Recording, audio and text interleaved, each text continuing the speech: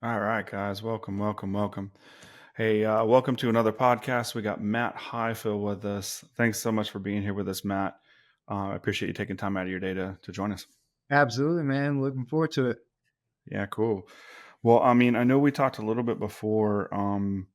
Really kind of want to get into some professionals and stuff, but before we do that, like, tell the listeners a little bit about you, how you got into this, like, what your paint company look like today, things like that. Absolutely. I started this company in 2019, but before that, I was just kind of like doing a bunch of different things, trying to figure out what I wanted to do with my life and career wise and stuff like that.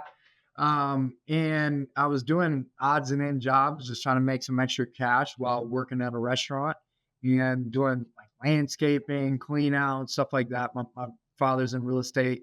And one of the clients we were doing a clean out for asked me and a buddy if we knew how to paint. And I had no idea how to paint, but I looked at him and he's like, yeah, we know how to paint. And he knew a little bit from growing up with his father doing drywall repair and stuff like that. So learned how to paint. We did a couple rooms dirt cheap, and I figured, this is not that bad. So I just kept trying to get more painting jobs. Okay. Eventually, that turned into something a little bit more serious. Yeah. He ended up joining the military, but I just kept trying to get more painting jobs, and it was just me for a while, and then it was me and one other person for a long time.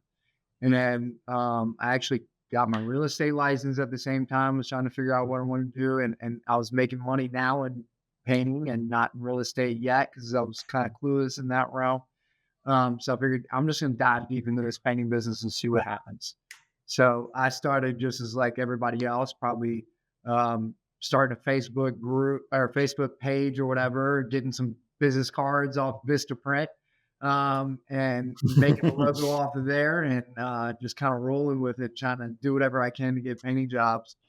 Um, and it was that way for a while. And I struggled to find How help. long was that, like, two-man crew? How long was that, like, your norm? That was probably the first, it blends together, probably at least the first like 2 years. Okay. Because I officially started my business in 2019, but I guess I started doing things along basically having a painting business, just not an LLC or anything, about 2018, something like that. So it Okay. was probably two-ish, maybe 3 years of just me and one other person, or just me, and just Okay. staying busy enough to stay So then afloat what and have a then little bit of cash. was that then late 2020 or early 2021 when you kinda, like, flipped the switch and started growing? Yeah, something like that. So because let's see, last year I did about 990 in revenue. The year before that I did about 550. The year before that I did about 230. The year before that I was like 100 something. So whatever that year, That's almost a 2x every year. You realize that, never, right? yep, 2x Yeah. every year That's pretty much. a This close year, approximation, right? yeah. Yeah. This year we were hopeful for maybe 3x. We started off the year super strong. It's kind of died off a little bit, but we're still on track to at least 2x at least. Okay. So So you're right you're now you're you're projected to hit a 2,000,000 run rate? yep. And so right now we've got myself, one other project consultant or salesperson, a Mhm. production manager, an office manager, three in-house crews, and then about 4 or 5 subcontractor crews that we use as well. And how big are your crews? Like 2 to 4 man, somewhere in that ballpark? Yeah, so 2 to 4. Mhm. Mhm. Yeah, okay. Um, so let's talk about, like, I think the first question I have is, like, what was the first aha moment? What was the first thing that got you out of that two-man mindset where you're slinging a brush with the other guy to Yeah. having, what do you got now, like 20 people, give or take? So if you're talking about just strictly W-2s, I think it's around like 11, something like that. But if you count on my subcontractors, it's probably 30, 40 people, something like that. Okay, okay. We just don't keep them busy every single day, but we use them. Yeah, yeah, Like, of course, yeah. But now, there's plenty of contractors that have, like, a mix of W-2 and yeah, 1099s, yeah. yeah, and it's a good way to scale. You know what I Yeah, mean? It's a good way to scale fast and still keep control of everything. yeah. But like the switch from me, like obviously It was hard along the process to kinda let go of reins, but I slowly finally started to find a little bit better help, and what I started to, like, really see a difference in is just having taken a chance on quality individuals and not necessarily trying to find the absolute best painters that could paint just as good as me, 'cause I just wasn't having luck that way. Mhm. So people that would show up every day and do what I asked of them, and just good quality individuals is kind of what we had luck with. And then it was getting another vehicle, you know what I mean? And having up 2 crews, you know what I mean? And Mhm. starting to put trust in having 2 jobs running simultaneously and checking Mhm. in all that. And that's where a lot of people are, contractors are, and they've figured out that realm a little bit. But the next biggest hurdle was finally putting down the brush. Mhm. And for me, like, I did things backwards. I tried to hire a PM before I put down the brush and was hoping he would fix all the problems we're having with like quality control and stuff like that. It literally lasted 2 weeks. He quit and he was like, screw this. Mhm. And then I had this like aha moment of like, what am I doing? Why am I not trying to be that project manager and estimate jobs and stuff like that? So I had a conversation with my crews. I'm like, hey, that was a dumb mistake that I made trying to hire a PM to solve everything and me still painting. So I'm going to stop painting. I'm going to Mhm. trust y'all to do what y'all do. I'm going to check in on the jobs and we're going to be establishing some systems and stuff like that. And I just took a gamble. And shortly after that, I realized like I should have done this a long time ago. You know what I mean? I might think I'm the best painter in the world and no one can do it better or faster than me, but to grow into a place that I want to go, like I've got to give the painting up. You know what I mean? It's okay if I have, let's say, B plus painters and A plus systems instead of having A plus painters and no systems. You know what I mean? So Yeah. that was kind of, I think there's something you said a minute ago, like about like having to let go and trust, and like, and then you mentioned, like finding someone that was on like that would show up on time over painting well, and I think, and then you also said something else about like not having to get a painter that's as good as you, and I think all of those things are important. I have tons of clients that are stuck in the between the 3 to 5 man realm, right? They're mhm, definitely not the only person, and a lot of them are not painting every day, but they still sometimes paint. Um, but one of the things that I tend to hear with the anywhere from like the 1 man shop to the 5 man shop, but most of the time by like 10 people or up, you've kind of figured this out. But it seems like there's this huge ego tick. Like I can't not be the painter because I'm the best one in the team. yeah, But and I think it takes people a while to let go of that. And I think that the better leader is okay not being the best person on the team. yeah, yeah, You know. yeah, absolutely. And I still give my crews a little flack sometimes and tell them they can't be better than me, you know what I mean? That's awesome. But like you'd be surprised, like with a good quality individual that's willing to learn, they may know nothing about painting, but they can learn painting pretty quickly. It is definitely a skill. Don't get me wrong. But I was thinking I was the absolute best painter in all of Richmond, Virginia, and I had been painting for what 2 years. Yeah. You know what I mean? So like, and I was a very good painter. Maybe I wasn't the best, but that just goes to show, like, if you have someone that's willing to learn, can show up each and every day, like, it's gonna go a long way. Well, I think We, part of what makes it great in the customer's eyes isn't just the brushstrokes either. And I yeah, think that that's misleading too, because the professional, like you said, the guy that shows up on time, that's more important than a straight, because you can fix a brushstroke, you can fix little mistakes, you can fix splatters, you can fix a lot of things. You can fix absolutely, everything, but you can fix most things. But you can't fix the trust that you burn by not showing up on time, or, horror stories of contractors like, you know, cussing and swearing out in the yard while on the phone with a girlfriend. Like just like yeah, I mean, we've probably heard all of those crazy stories. yeah, I've even seen, back when I was an active contractor, I've seen people show up drunk to the job, You're like, "Dude, Like, how is it 7 in the morning and you're drunk? Like, I don't yeah, even understand this." yeah, You know? and that's the reputation of our industry. You know what I Yeah, mean? it And is. that's what we're trying to change is like raise the level of standard of what it means to be a painting contractor. I use that phrase right there all the time. Yep. And we've So taken that same thought pattern into our hiring today. Like my office manager I hired knew nothing about painting. My production manager I hired knew nothing about painting. My project consultant or salesperson knew nothing about painting. so is it safe to say that you're really hiring based on individual traits and not skills? Absolutely, Yeah. absolutely, and it goes a very long way. But Obviously, that we're means that dependent on that means a lot more training on your end though, right? yeah, it absolutely does, and we have consistent training on a regular basis, and there's definitely hiccups and pros and cons to both. But with the right systems in place, it makes it easier for someone who doesn't have that painting background to step into a skill set. You know what I mean? You can have someone that knows all about painting, but if they don't have the traits or the skill set to be a project manager or a salesperson, they're not going to succeed. You know what I mean? Mhm. So it's about having the right people in the right seats. Or even, like, the right values. I think it's easier to train skills than values. Yeah, that's absolutely true. You know what I mean? I was listening to Traction, the book Mhm, Traction. I was listening to an audiobook and they were talking mhm, about that. Having you can either have like the right person wrong seat or the wrong person in the wrong seat. Like there's multiple different ways to look yep, at it.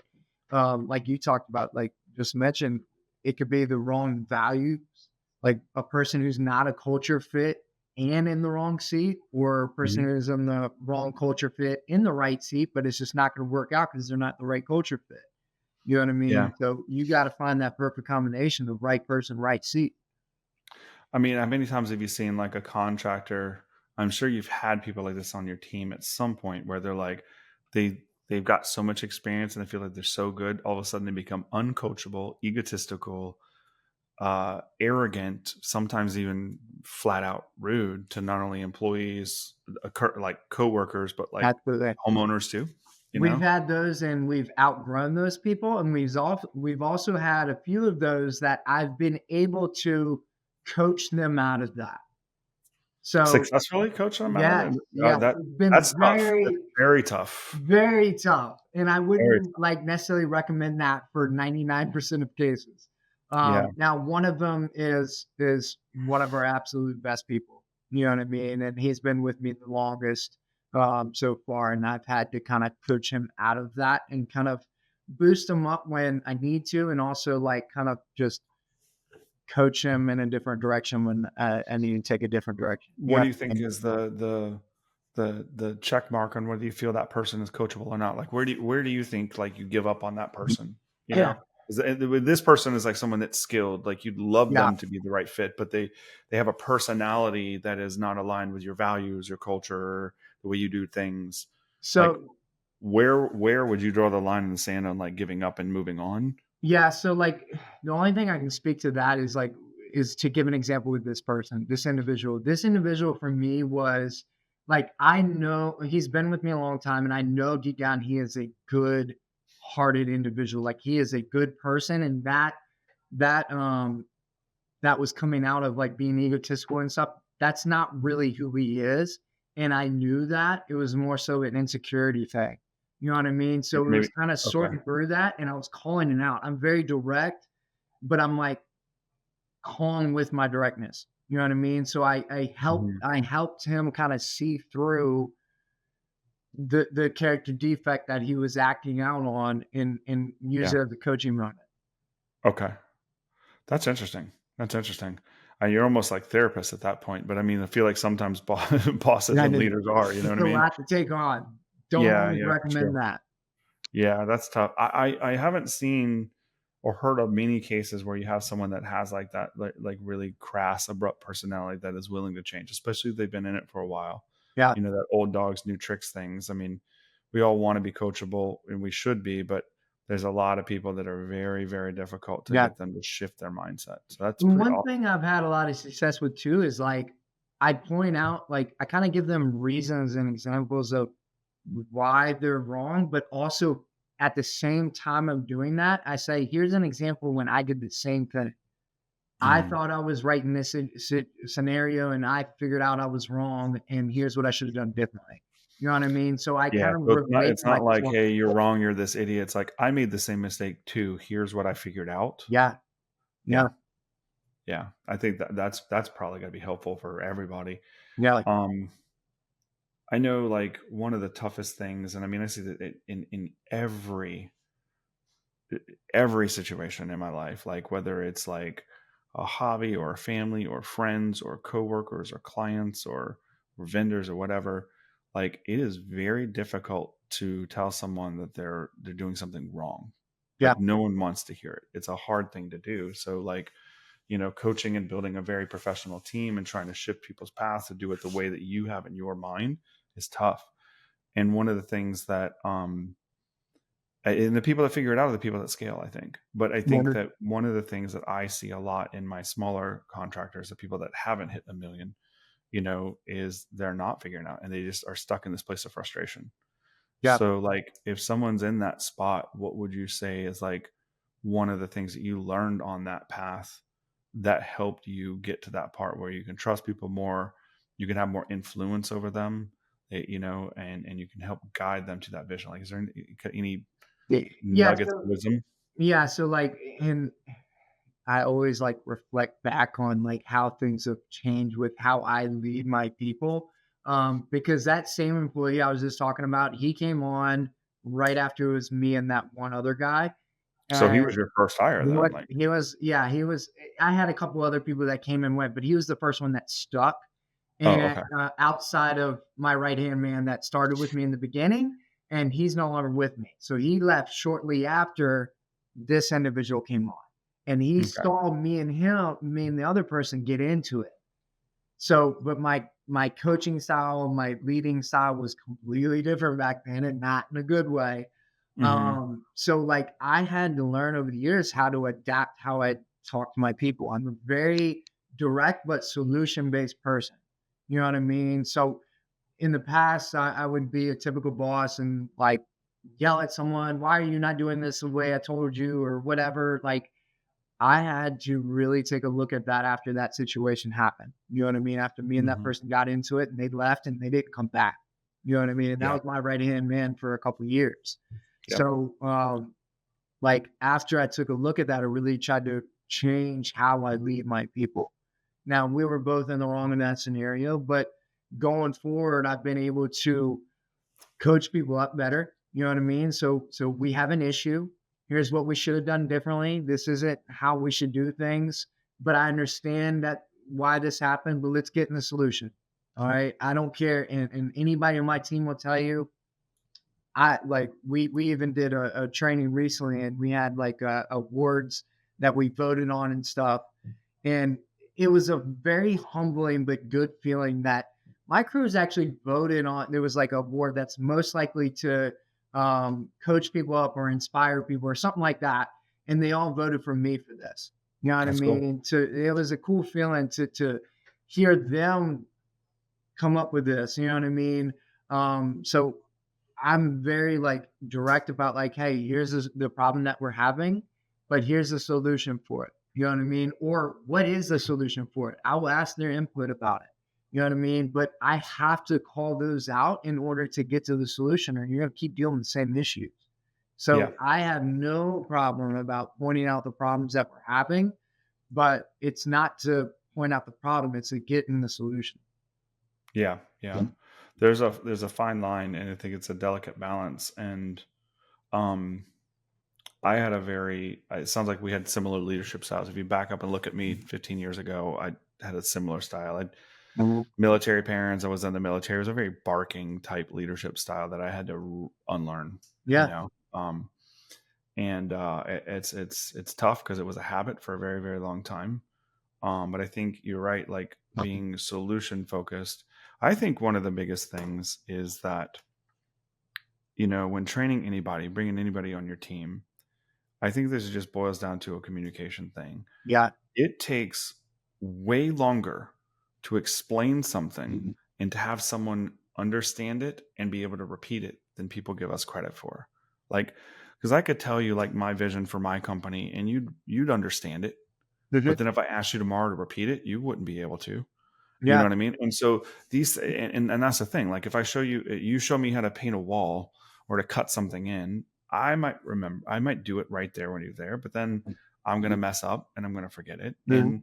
And I think that's from what I see a lot of people get frustrated with that because they expect they can tell somebody one time and that's good enough. And that they should just know it. Yeah. These guys are, I can't tell you how many times these guys are idiots. I can't find any talent, can't find anybody that wants to work. And then when you dig in, it's like what I hear is like, someone they showed them one thing and they got pissed off they couldn't do it the second time. And I'm like, Yeah. dude, When I everybody mean, learns different. everybody learns different. I had I had this really cool math teacher in middle school that taught us. It wasn't even part of the curriculum. Just was like a geeky guy. Loved him. Mhm. He was really awesome, and taught us about learning styles. Like taught us how like some people learn by seeing, some people learn by hearing, some people learn by doing, and the different kind of styles that we all learn. Some people learn from combinations, and it was interesting because like throughout that year, I figured out how I learned, and because I figured that out really early on, I was able to learn faster than most of my peers. I'm able to pick things up really, really quickly. Doesn't mean I'll be an expert at, but I can pick things up really quickly, only because I understand really deeply how I learn. But most people don't do that, and as leaders and trainers, we got to figure that out. Yeah, absolutely. And You that's know. been important for me to like learn how to coach different people up differently. You know what I mean? And kind of what you were talking about with like the military background and stuff. It's also important to know like we were probably doing that because that's how we received it, and like it may not affect 100%. us. Like when I was growing up in sports, I never had a problem with the coaches that were yelling and stuff like that. Yep. Like I did I well had with that too. those coaches. Yep. You know what I mean? But some kids don't, you know what I mean? So, Mhm. um, adapting as a business owner, you got to know like who's going to take to what, and how can I use that to my advantage? And I know Jason Phillips talks about the disc profiles a lot. I've kind of Mhm. started to dabble in that a little bit and have some of my team members take that, and then also try to take that into sales too, and sell differently. You know what I mean? Based on the person who's in front of me. Yeah, and personally, I'm not 100% behind the disc profiles, but I like the idea of it. Like, the science on it, I see as a little bit mixed. I'm not saying it's wrong by any means, and if it works for you, it works for you. Yeah. I think the bigger part of what it is being aware of the personality types in some way, shape, or form. And if Yeah. that's the ends for you to get there, cool. I don't really care Absolutely. because I think we need to pay attention to like what you're talking about, like what makes people tick. Some people can Yeah. listen to that barking style, and some people can't. All right. Right. And some people can get yelled at the sidelines because they just mess up a sports play and get fine and get right back in the game and be fine. I have that personality too. I can get Yeah. yelled at and it'd be just fine, perfectly fine with it. Yeah. 99% of people are not. And so, yeah, I have to adapt. I have to pay attention. And then if you're in sales, oh my gosh, you have to pay attention. You got to pay attention a lot. Yeah. Like everything, like the difference between a good salesman and a great salesman is really listening. It's not Yeah. what you're Actively. saying, is what you hear and what like not just hearing the words, but I think like what you can actually take away and learn from their personality every word that they say. I think that's like a really, really, really key skill. Listening is the biggest Yeah. one. I Yeah. think listening is not only important in sales, but also in leadership too. Because I mean, really, you're talking about the same thing. Really, Yeah. it's like I got different personality types, and I'm trying to, you know, it's to me, it all goes down to influence. If I position myself correct and I can listen the right way, I can influence employees to get on board with my vision and do the things that we want them to do as a team. If I can get in front of a customer the right way and I can show them that I listen, that I care, if they know that I care first, then I can probably influence them. You're trying to get them to buy into what you're selling either way. Whether Yeah, no, either way, you're trying to sell your walk company, on right? If, or if you think about that, either way, employees or and sales, you're trying to sell the vision of your company. That's yeah. kind of interesting thing. Um, all right, so you got a runway to $2 million right now. We talked about like hiring a lot. Let's go back to the systems because you talked about a lot of systems and training and stuff. So like How important and what did you do in creating systems? Because it's not just hiring people. We both know that. You can't just go hire 5 painters and Yeah, throw them out in the field and hope for the best, right? yeah. That's never going to work. So what are the systems on onboarding and training, retention and cross, like all of that stuff? What does that look like for you, and what could someone else learn from this? Yeah, and to be honest, I'm no expert when it comes to that stuff. A lot of my training for new employees has been like, "Hey, here's how I do things. Now let's figure it out." You know what I mean? However, um, I do continually coach them. That's kind of the biggest thing. So, like when I brought on a salesperson, they rode around with me for I think it was like a week or 2 weeks or something like that. And before even we got to that point, we really dove into my sales process, how I'm doing things. And then after each appointment, I was saying, "Hey, did you notice this? This is why I did this." You know what I mean? So really diving into it. When it comes to like an office manager, I've hired that role a few times and now it found the best one yet. I kind of went over all of our systems and why we did things. And then it's continually coaching them on a regular basis. So it's always going to be easier to have a standard operating procedure of exactly how we do things, which I do have some of those. You know what I mean? But even if you don't have everything, every single detail written down, the most important thing is you got to continue to teach and coach and educate all of your people on a regular basis. So, like my So you're employees, my constantly painter, pouring into your people then. yeah. So my painters, like we just had a training last month where we had our Sherman-Williams rep, PPG rep, um, Titan rep, Benjamin rep, all come out and do training on certain different stuff. And we also met as a company and talked about a bunch of different stuff. And we do that regularly. We had shortly after the start of the new year, we had just a check-in for I think it was about a half a day or something like that. That I created a whole presentation for of like, hey, this is where our company's at currently. This is what I envision for this year, and this is how we get there. You know what I mean? What problems are we having? How can we solve them? Like, because that's forming camaraderie. That's getting them to buy into the vision. And it's also like getting feedback from them. So I can hear stuff that maybe I don't know about.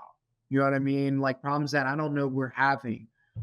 So I can offer solutions, or maybe we can come up with a solution together to a problem that we do know we have, but we haven't solved yet. So for me, it's the continuing education. And like we have systems for pretty much every aspect of our business now that we didn't used to, and we're constantly improving those. You know what I mean? Like I'm obsessed with improvement. You know what I mean? And constantly being better. So like systems are super important, but the constant improvement thing is even better. Yeah, for sure. Well, I mean, the iterative model of constantly be working on yourself, working on your business, working on your team, I think is like that's the only way you win. Yeah. Like talent only goes so far, and it kind of goes back to what you're talking about with employees too. Like talent is not everything. Yeah. Um, I think if you, it's almost like the tortoise and the hare. Like the hare was faster, but the hare kept stopping. The tortoise just kept going. Yeah. Tortoise And, win. and, and like all of our crew leads were not that great of painters when they started here. They Yeah. really weren't at all. Hmm. Now they have continually gotten better because they're willing to be So coachable. your crew leads are actually not the best painters on the teams, on the So crews at least. I mean, they maybe now it's debatable because all of our painters are really good. You know what I oh, okay. mean? But when they started, they were not the best painters. And we had other people that were better, but they were great quality individuals. And we just elevated someone who is probably, I mean, and I don't exactly know where his painting skills are right now because I'm a little bit more removed. But if I had to guess, he's probably lower on the totem pole when it comes to skill set of painting when it comes to our crews. However, he is an amazing individual that shows up early, does everything that we ask of him, is extremely coachable, great at communication. So like it goes a long way. Yeah. Yeah, absolutely it does. Um, so your systems and your thing are like you're constantly evolving, but like you think like the big ticket is you're just like pouring yourself and pouring training into your guys. Is that like Yeah. one of the big Oh, takeaways there? absolutely. And into myself. So like Mhm. I've gone on numerous trainings and um, listened to podcasts and reached out to individuals in the industry and just communicating on a regular basis. I would not be anywhere close to where I am today if it wasn't for investing in that stuff myself and communicating with those in the industry that are farther along than me. You know what I mean? One of the best decisions I could have ever made was going to the PCA that first year and networking with a bunch of people and learning a bunch about the business side of the industry. Yeah, Well, PCA is awesome. yeah, Super and awesome. I've gone to a bunch and I've invested a bunch more since then. I've learned about from the PCA or my connections from the PCA. You Yep, know and what I I know you've mean? done a bunch of individual coaching with a few different people as well, and Yeah, all those things. Yep, yep, yep. yeah. I couldn't agree more with that. Like, I think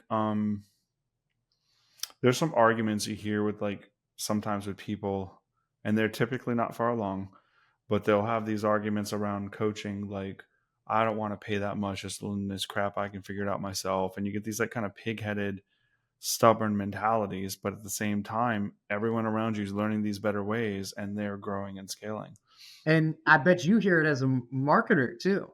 all the time. I can't spend All that the much on marketing. I don't have that. You know what I mean? Or early on for me, I can't afford to hire somebody.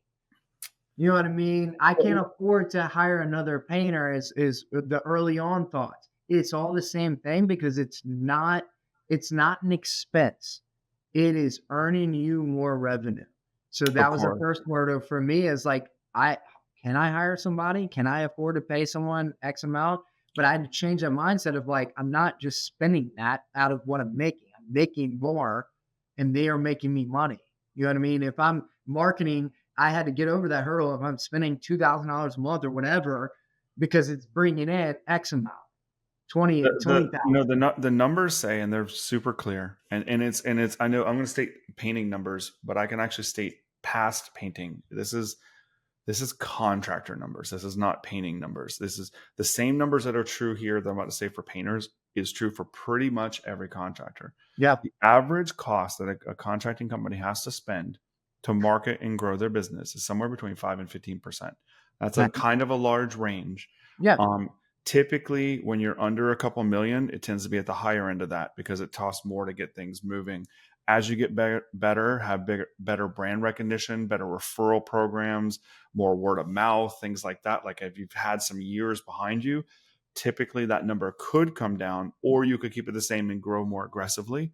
Yeah. So like, um, if you're spending more than that, you're probably unhealthy. But if you're not spending anything, you ain't growing. Yeah. You I know, mean, and word of mouth is great. Of course, everybody loves word of mouth and referral, but you're not going to grow to one of the biggest companies in your area without spending a ton on marketing. You know what I mean? And yeah, it's not an expense. I am still very profitable with spending lots of money on marketing. So, it's interesting when you put it. It is. It brings customers to you, and we break it down internally. We break it down like marketing, then lead nurture, then you got your bidding process, then you have your fulfillment process, and then you have what happens after. Like we call it advocacy, but it's like what do you do to get referrals and repeats and things like that, right? yeah. So those things happen. But the interesting part is you can't get a phone call or lead nurture or an appointment until you have marketing. Yeah. And It imagine the credibility it brings when, say, Sally referred me to you, and then I get a proposal from you, but I haven't signed yet. But then I see your Facebook ad, and then I see a postcard in the mail. Like if you are getting hit on multiple different touch points, like that's going to bring some credibility. it Or you're does. looking up on Google because you want to get some other estimates, and you hadn't looked me up yet, and you see you already got an estimate from me, but now you're seeing my reviews and you see I'm popping up at the top end of Google. You're like, okay, Did you? Here's an interesting statistic that most people don't know, and I'm not even sure if you know this. I Do you know think that even for referrals, Did you know that roughly 90% of word of mouth referrals will look you up online before they hire you? Makes sense. Makes sense. There was a HubSpot study done a few years ago, and it calculated 91% of Yeah. people, even if it's a word of mouth, it could be a neighbor, a friend, a church, whatever, right?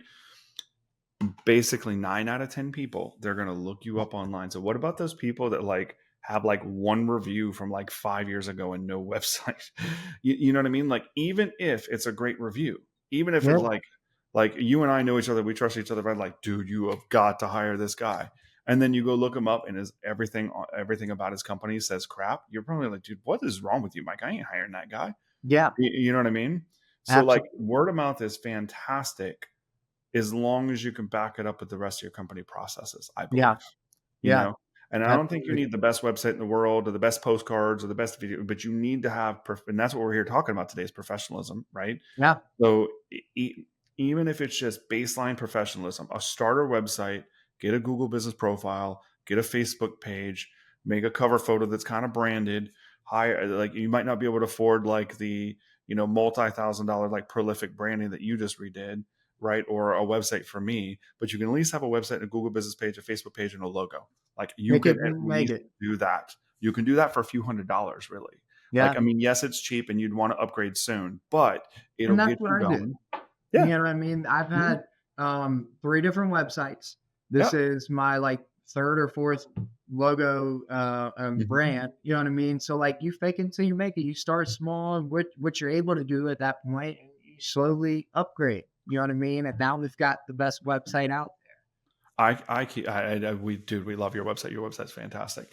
Um, I I commonly get people because they see the websites we do, like the one we did for you, and they're like, "Oh man, I want one of those." And I get on the phone. I had a phone call the other day. Guy's making $3,500 a month, not in profit, revenue. And I'm like, Wow. bro, you can't. No, no, no. This is Yeah. we no, not yet, not yet. And Yeah. I gave him like some free resources. Like, here are the things that you need to do now. You need to get yourself like at least 20K a month, man. You got to Yeah. be able to have like a couple painters and pay yourself halfway decently, and then come back and we can talk. But Yeah. like, and even 20K a month, what's that? $250,000 a year, like, give or take, two hundred Yeah. forty thousand dollars a year. That's not much, right? No. So like, what, 3,500, dude? I mean, you're making like less than 40 grand a year. It's Yeah. not enough. Yeah. Um, and so yeah, I mean, there's a time and a place, and there's a time and a place to hire. There's a time and a place to spend a lot of money on Google Ads. There's a time and a place to do all that. But back to professionalism, though, because I really love this kind of conversation. And I think that what's interesting is when I break down, I'm a process nerd, a really, really big process nerd. And when I try to think about any process or thing, like, why did we do this? Why was this successful? When I think about anything from hiring or marketing or anything else, I think it comes down to clearly articulating your professional values. Hmm. You know what I mean? Yeah. That's why people want to work with us. That's why people want to hire us, Absolutely. you know? And so, we talked about how those two things have in common. And I think that, like, I've watched you for a few years and you've done a really good job. And yeah, you've evolved a couple times, but I think it's really cool watching like your brand voice change, your leadership style evolve and get better. Your branding and marketing is getting better. Like, everything's getting better. And I think that, like, anyone that's not there yet just needs, I would say to them, and I want you to see what you can say to add to this, but you know, we're not going to have everything figured out in day one, but you just need to constantly push through and evolve and iterate. Make Yeah. one thing better every day, and all of a sudden you wake up a year later and tons of things are better. Yeah. Absolutely. And sometimes it can be overwhelming. Like I've got a list of like 100 things that I could do right now. You know what I mean? you, Like, you and do not want to see my task list, buddy. yeah, exactly. And every time I leave the PCA, I'm like overwhelmed to the point where Uh-huh. like it's not depression, but like it feels like It borderline I'm is. It's a not form of getting good. anxiety. Yeah, Yeah. overwhelm is a form of anxiety, which is Yeah. really closely linked to depression, right? Yeah, it's easy, and I think some people get stuck there. There's so many things to do, they don't know what to do. You That's just got actually to a good. start making action. Yeah. That's the best suggestion I can make is like just don't wait. Just start choose something and start making action and start checking things off the box. You know what I Well, mean? speaking of the PCA and everything, obviously I know you know who Nick Slavik is. Anyone that Yeah. doesn't know, Nick Slavik's the head of the PCA. Paint Contractor Association. Really, really smart guy. Super process oriented as well. Love everything he says. He says this one thing, like running a business is basically labor and leads. Now, I would say it's slightly different. I would say it's labor and customers, because it's not just leads. You have to turn the leads into customers. But I get his point, and it sounds a little bit better to say labor and leads at least. But yeah, you have to have processes to get people to pay you money, and then you have to have processes to do the things that you said you were going to do for that money. Yeah. And that's really what a business is. Yeah. And so, like, if you're stuck and you don't know what to do, you got to figure those things. And that's what you're talking about. We just talked about your hiring and getting a team and training a team. And we talked about your marketing, how your brand's evolved. Like, that's literally business. That's it. There's a Yeah. few other like anecdotal things like finances and taxes and stuff, but most people hire CPAs for that shit. But the things that we have to do as like business owners and operators, we have to get customers, we have to do the jobs. Yeah. And there's going to be like, especially if you're scaling fast, like there's going to be hiccups that pop up all the time. You know what I mean? You got to Mhm. stay in the solution, like I was talking about. And like one of the hiccups, Ben, for us is like we've had some production issues that we scaled fast. You know what I mean? Or marketing issues where we are not seeing success. You know what I mean? And you find ways to solve those issues. Like there's nothing that hurts me more than over promising and under delivering. Yeah. So like I've done a lot to try to tighten up that area to make sure that, hey, we make sure we do everything we can to make the client happy. And if we just can't, we still do the right thing. You know what I mean? Whether that means like, hey, we try to make this client happy for whatever reason the crew messed up, we'll knock off some money on the back end and just like protect our reputation because it's the right thing to do and help you scale. We've had marketing companies that didn't get us the results, but the only reason we knew to make a switch or change or shift or whatever is because we are tracking all that information of what's Hmm. working, what's not, and making sure we're getting our return. You know what I Yep. mean? Or at least good enough return. Do we invest more? You know what I mean? So you gotta always be willing to like. There's always going to be issues in business. There's nothing's ever going to run perfectly smooth ever. So So going back to the book you were talking about, you were reading earlier, Traction, right? I've yeah, loved that book. I've read it like 5 times. One of the biggest takeaways that I got from that book, there's a few things about labor and like org charts, like who to hire and their mhm, relationship and stuff like that. But my biggest takeaway from that book is creating scorecards. Love scorecards. And what they advocate in that book is creating like kind of like a CEO scorecard. And like they basically say like every person in charge of a department should have one number they're responsible for. One number, one key number. There might be a couple other like secondary, tertiary numbers, but there's like one big number. Like, what is the one number? Like a salesperson, it's revenue, clearly, yeah, right? Marketing person, it's leads. So you know, what I mean? Like yeah, production supervisor, maybe it's like customer satisfaction, like Google ratings or something like that. You know what I mean? yeah, So like, what are the one numbers in each of these departments that you could define? And then from the business operator standpoint, you can run those numbers and make sure that they're good. Hold your marketing guys accountable with the numbers. Make sure sales guys, they got their numbers. Like, so I think as you're scaling up, not only you need to train people, but you need to find ways to hold people accountable, and it yeah, needs to be measurable, you know? So you yeah. got to have numbers. That's what KPIs is all about, right? Yep. Key Can't performance be indicators. counterfeit.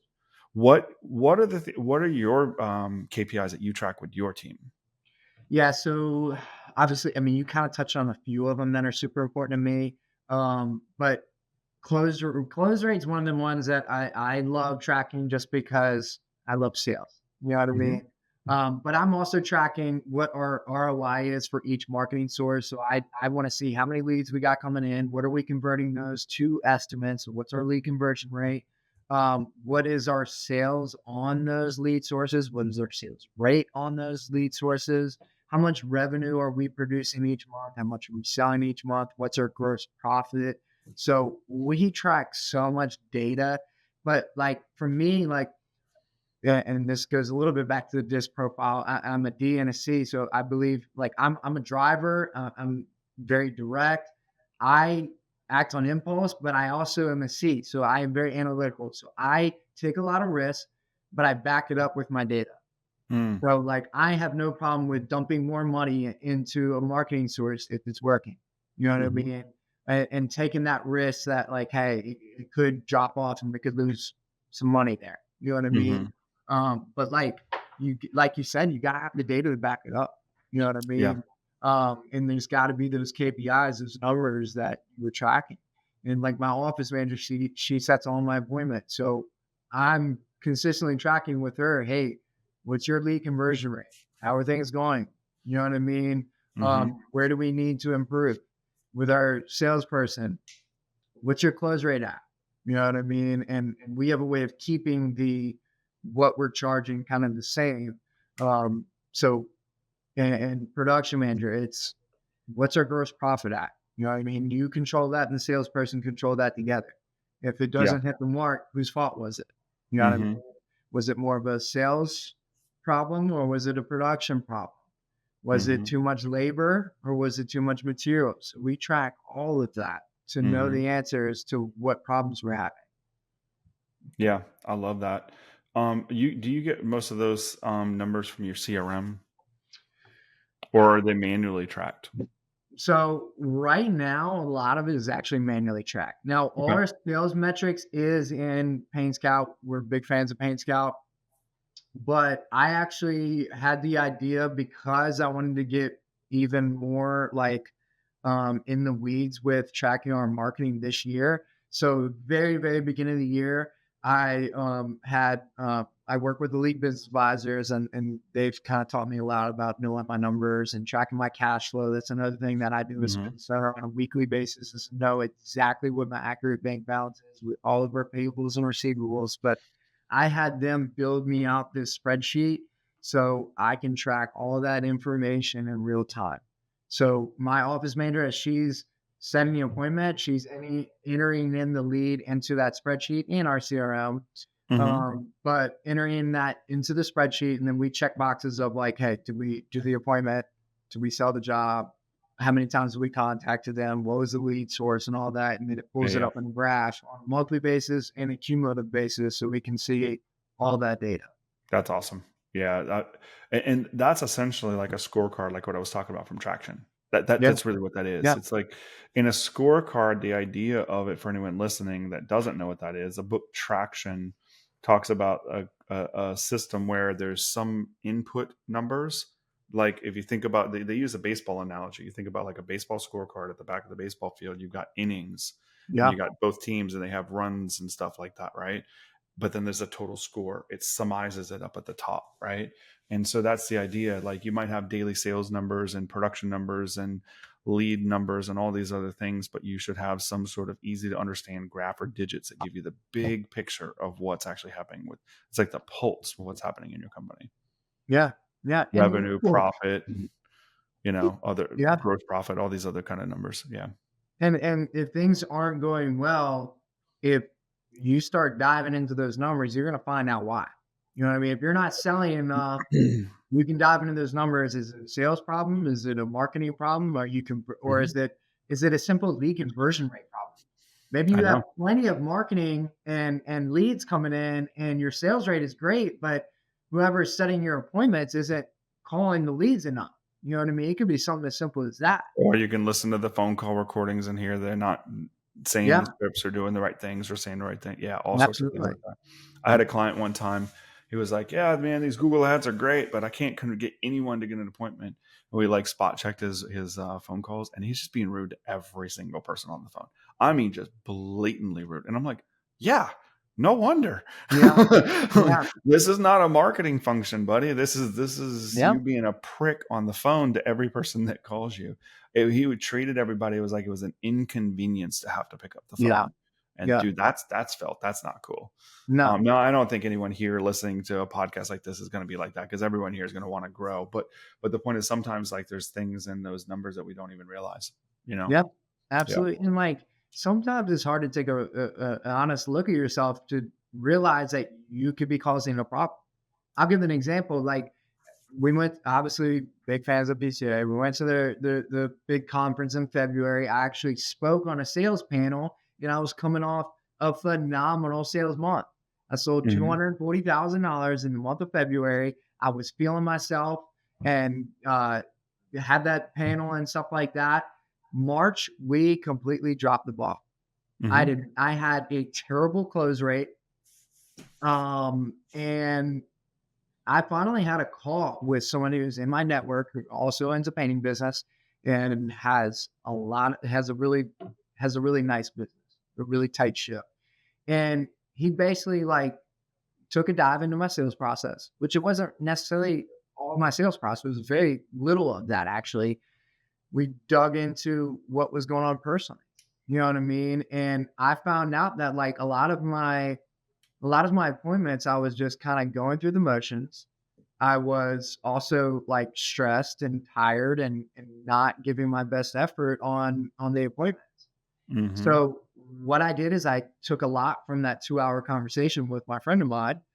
And the next month, I actually raised my prices 15% just because, even though I was coming off of like a absolute historic low close rate for myself, I raised my prices 15% and my sales rate went from in February, it was like 45%. March, it was all the way down to like 30%. And then April, with the 15% increase, I was back at like 40%. That's awesome. That's So awesome. like sometimes you just got to take a real look at like what's going on and an honest look at what's going on and realize like, hey, you might be part of the problem, but that means there's a I solution. actually think that most of the time we are Yeah. the problem. You know what I mean? Like, and this is probably an honesty pill that I probably should have learned a decade sooner, but I think that like every time my business has a problem, it's me, Yeah. you And know? sometimes like you might think your employee is a problem, but really it's you because you're not coaching or training them I'm enough. not You're not coaching or giving them the training them, and resources so them enough. even if the employee I have in the place is absolutely at fault, I'm still responsible for putting that person there and not identifying and removing them. Yeah. Even if that's the thing, it's still Yeah. me. You know, no matter what, you own the business. You are the business owner. Yeah. You are responsible. Um, it doesn't mean you're at fault at everything. Like, Yeah. the mistake could have been someone else's, but it is your responsibility for Yeah. everything that happens in And your business. sometimes that person might just need a little additional coaching and then they're killing it afterwards. You know Yeah. what I mean?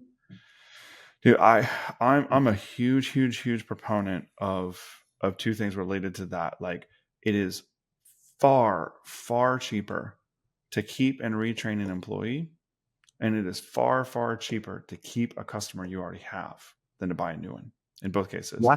Like, it's like the amount of like, you hear people talking about the labor issue and like, I can't find good workers. And it's like, you're not training them enough. You're not pouring enough into them. So you can keep this vicious cycle and like go through all these people, but you could actually reduce your costs and time if you just trained for like 5 hours a week, an hour a Yeah. day, 30 minutes a day, 15 minutes a day. Just put a little bit back into your employees and you'll see dividends come in the months to years to come.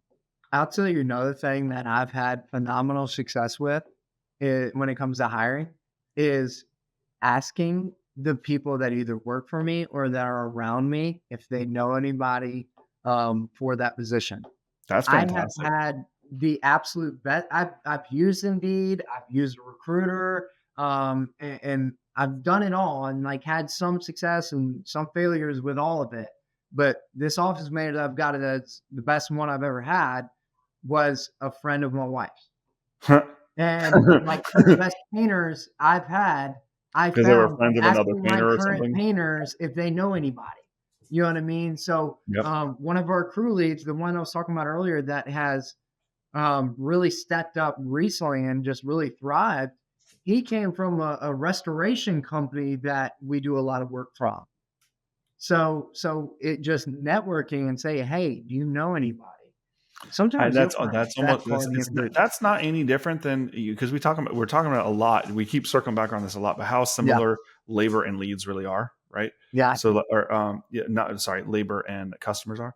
So, like, you're talking about like you can get referrals from your employees, but we all talk about doing that at the end of a job too, right? yeah. Because if you've got one good customer, they probably know someone else.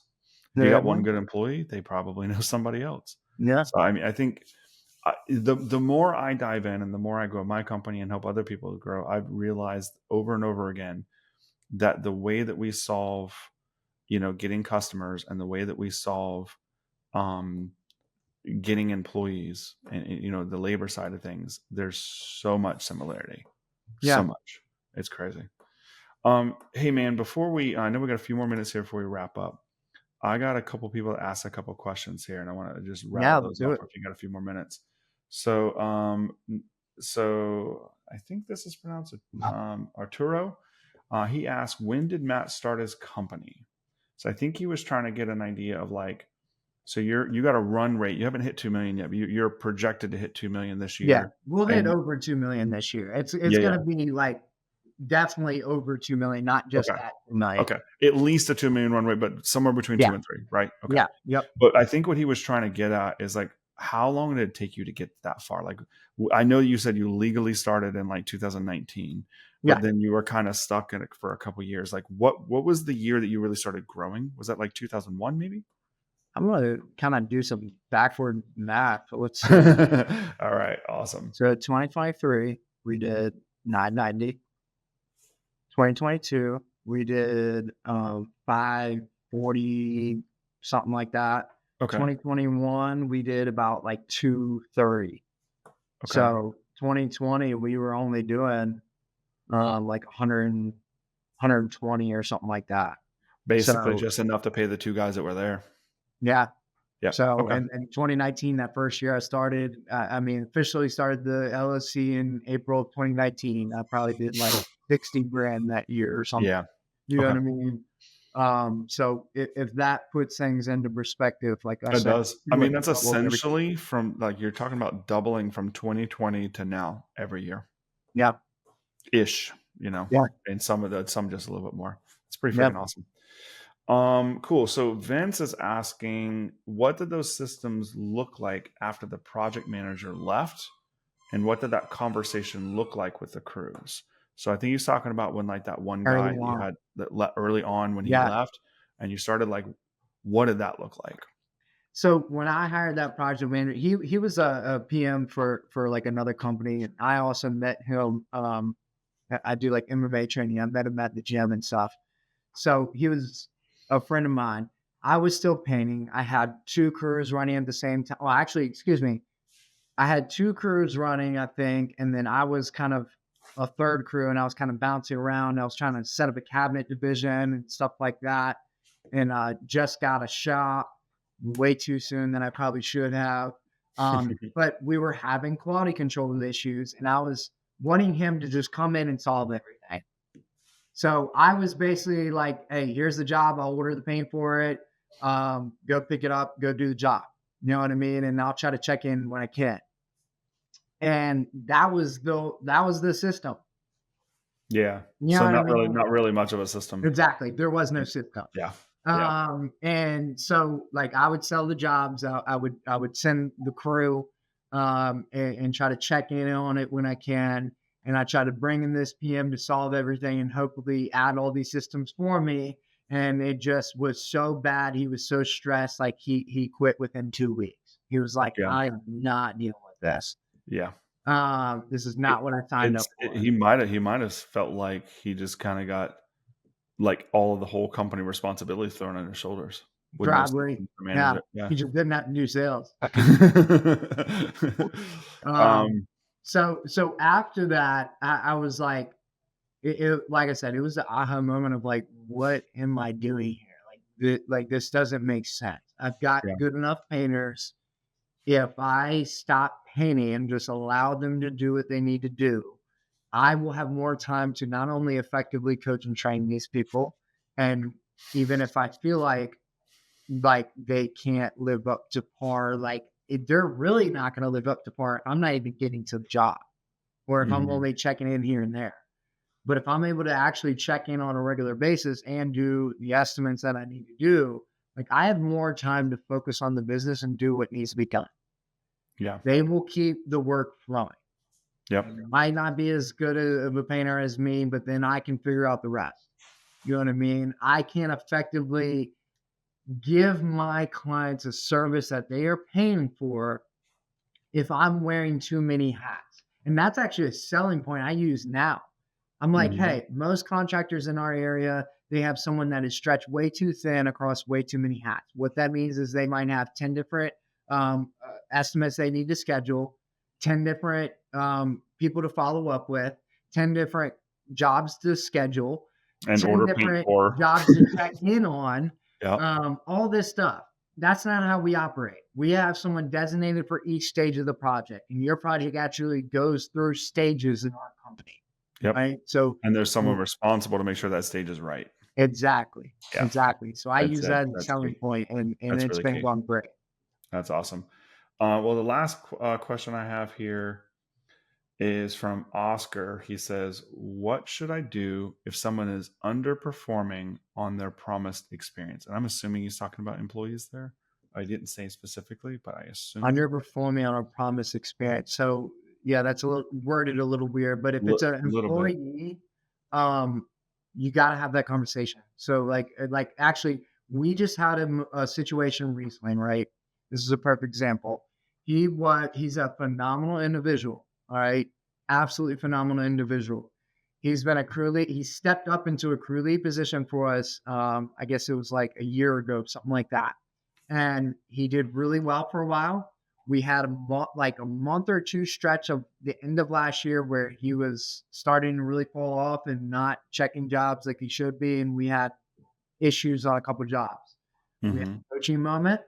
He got back on track, and then recently he had the same thing. It was a string of like 2 or 3 jobs in a row that were not going well, huge issues, stuff like that. Well, we had a coaching moment in the beginning of those issues.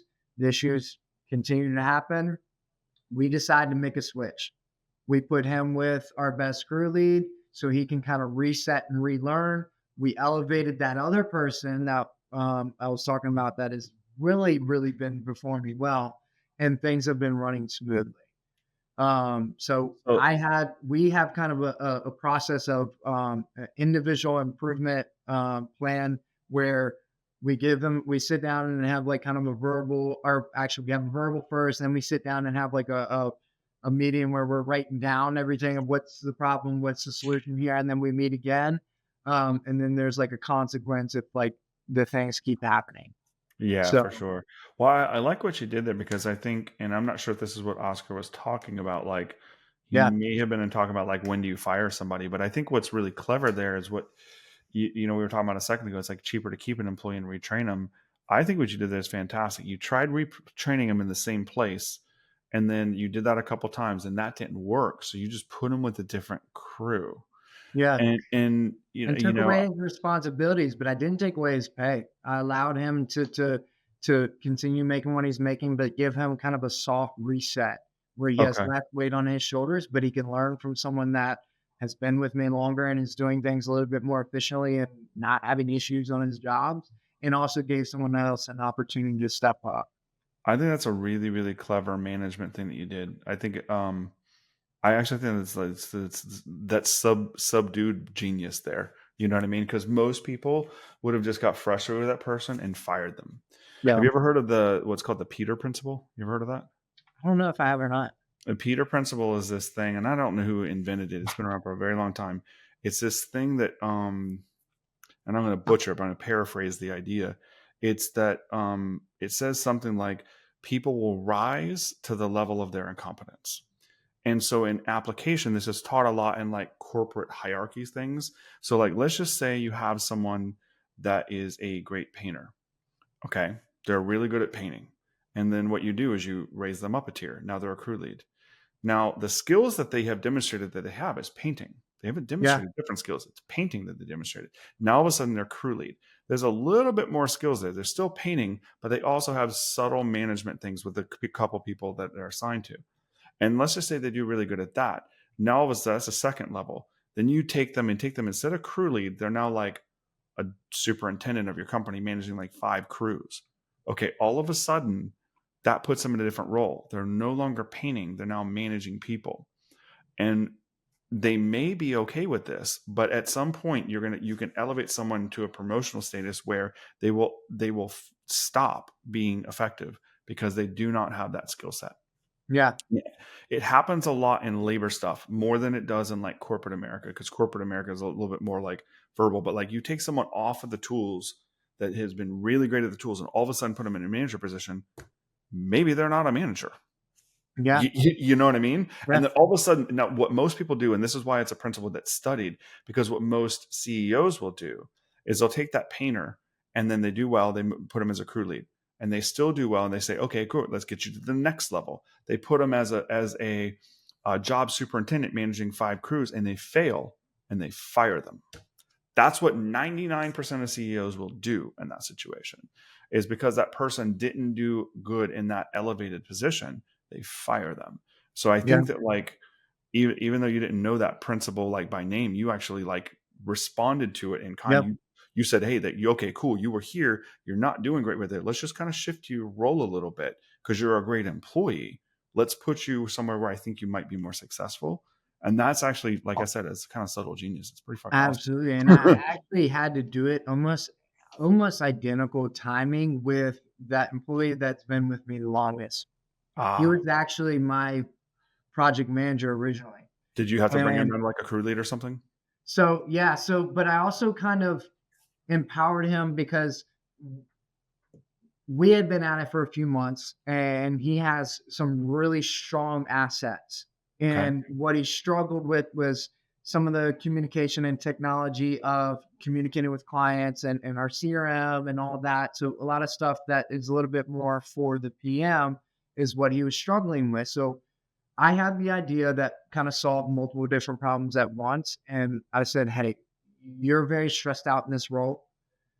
It's we could benefit more in having someone else in that role, and also you could as well. So I said, hey, let's restructure it. Let's have you almost like a crew lead, but also I'm going to empower you to really help us dive into our production rates and make sure all of that is like accurate because we were having a little bit of a production problem. And I want you to help train people. So that's who Brian. Mm. That's who that So one he's not thing. like a crew lead, but he's also a trainer and helping you make sure your production rates are accurate across your company Yeah. too. Yeah. That's So cool. he has a little bit different role and he's able to make bonuses on production So it's and stuff almost like like, okay, that. he's a crew lead, but he's got these ancillary like responsibilities that are like Yeah. almost like your senior crew lead, if you And will. he exactly. And he's actually been way happier since switching that role. Dude, I made a mistake like that a long time ago. I've talked about it a couple times, but I hired a web developer and he was like, I just want to build websites. That's all I want to do. And I tried to promote him and I Yeah. did successfully. And he kept telling me he didn't want to do it. And I was like, but you're so good at it. You're doing great. Yeah. And the dude just got fed up and quit. Like straight Yeah. up. He was just like, and so that was an interesting moment. Like I wasn't really listening to the employees Yeah. and um they're going to tell you either through performance or verbally, they're going to tell you what is suited for them. And I think it's our job to elevate people as much as we can. But sometimes people are like, no, this is as far as I want to go. And so like, I know like Bradley Ellison, like he brought in a bunch of production managers that never painted. You don't have to be a painter to run a paint company. You just said Yeah. yourself, you brought in like project managers and office admins that never painted. You don't have to have slung a brush to be able to answer a phone call for a painting company. Absolutely. Yeah. Or to manage But people. no, because managing people skills is a whole lot different than slinging a brush skills. Yeah. So, and some people like yourself, you're like you've merged down that route, but most employees won't do that. That's the Yeah. key. Like most business owners will because it's their company. They'll try to find Yeah. a way, but most employees won't. They're like, Yeah. dude, I'm And doing like, this for 60 grand a year. I'm not doing all that. You yeah. know? Yeah. And like our production manager that we hired that doesn't have the painting experience, like he is great with customer relations and he's also a very systems oriented person. So That's he's awesome. kind of working with that head crew lead, if you will, and they're kind of working together to figure out like, hey, how can we improve things? You know what I mean? What system can we fix, or how can we make the crews faster? What process could they do differently to make those more efficient? You know what I mean? Yeah, And kind of standardize that. So you that's don't awesome. need to know everything about painting. You know what I Yep. mean? There's assets that can work well together. Yep. Well, I mean, I think the key takeaways for me from what you talked about is like iterating a lot, right? Taking risks and making sure that you can put yourself in a position to trust people to do the job. Like they've got to mess things up, but give them trust and work through those processes together. And invest in yourself, invest in your business. Those are some key takeaways that I got from you. But before we part, is there anything like key takeaways or summaries you'd want to add to that? No, I mean, if anybody has any questions, feel free to reach out. Like that's how I've gotten to this point is Yeah. talking to people like you, people like you'd mentioned, Brad Ellison, Nick Slavic, Jason Phillips, Will from Battleborn Painting, Zach, Tanner, Provision, Tanner Mullen. I mean, yeah, there's so the Russell list is Peach, all those so guys. long. Yeah, Yeah. Russell Peach. Yep. I've mentioned him a few times in different podcasts and settings and all that. There's so many of them out there that are running phenomenal businesses, and they've gotten to where they've gotten from the same thing, from Yep. networking with other Yep. professional business owners, and just continuing to try to learn and get better. Love it, man. Well, dude, thank you so much for joining and Thank you for having me. dropping all this knowledge.